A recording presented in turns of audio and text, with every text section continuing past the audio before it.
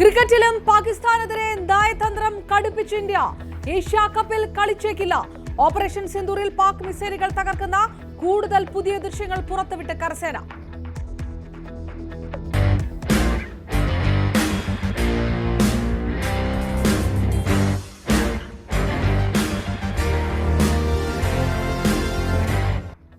ശശി തരൂർ അധ്യക്ഷനായ വിദേശകാര്യ പാർലമെന്ററി സമിതി യോഗം ഇന്ന്.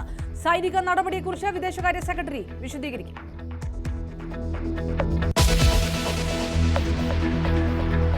KTU ഡിജിറ്റൽ സർവകലാശാലകളിൽ താൽക്കാലിക വിസിമാരെ നിയമിച്ച ചാൻസലർക്ക് ഹൈക്കോടതിയിൽ തിരിച്ചടി. സർക്കാർ പാനലിൽ നിന്ന് മാത്രമേ നിയമനം നടത്താവൂ. കാലാവധി ഉടൻ കഴിയുന്നതിനാൽ ഇപ്പോഴത്തെ നിയമനങ്ങളിൽ ഇടപെടുന്നില്ല എന്നും കോടതി.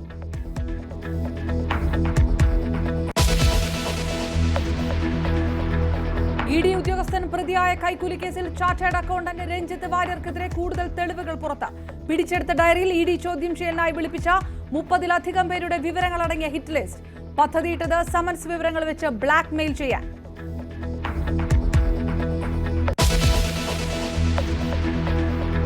EDയെ കടന്നാക്രമിച്ച് ദേശാഭിമാനി മുഖപ്രസംഗം. അഴിമതി മുഖം തുറന്നു കാട്ടപ്പെട്ടു. BJPക്കാർക്കും ഇടനിലക്കാർക്കും പണമുണ്ടാക്കാനുള്ള സംവിധാനമായി ED മാറിയെന്നും വിമർശനം. മുഖ്യമന്ത്രി അടക്കം പ്രതിക്കൂട്ടിൽ നിർത്തിയ EDയെ പിടിക്കാൻ കിട്ടിയ അവസരമായി കണ്ട് സർക്കാർ.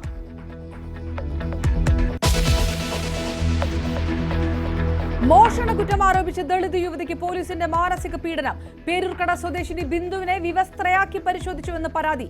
മുഖ്യമന്ത്രിയുടെ ഓഫീസിൽ പരാതി നൽകിയിട്ടും നടപടിയില്ല.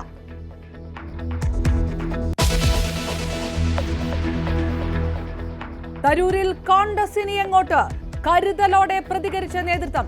ഇന്ത്യൻ എക്സ്പ്രസ് അഭിമുഖത്തിന് ശേഷവും സൃഷ്ടിക്കുന്നത് തുടർ പ്രതിസന്ധികളെന്ന് വിരുദ്ധ പക്ഷത്തിന്റെ വിലയിരുത്തൽ. നൽകുന്നത് പാർട്ടി ലൈന് വിരുദ്ധമായ നിലപാട്. ദേശീയ നേതൃത്വത്തിന്റെ കർശന ഇടപെടൽ വേണമെന്ന നിലപാടിൽ സംസ്ഥാന നേതൃത്വം.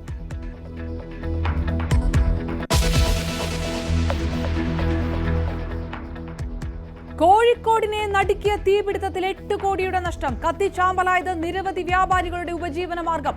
കാരണം കണ്ടെത്താൻ ഇന്ന് വിവിധ വകുപ്പുകളുടെ പരിശോധന. തീപിടുത്തവും കാലിക്കറ്റ് ടെക്സ്റ്റൈൽസ് ഉടമയ്ക്ക് കുത്തേറ്റതും തമ്മിൽ ബന്ധമുണ്ടോ എന്നും അന്വേഷണം.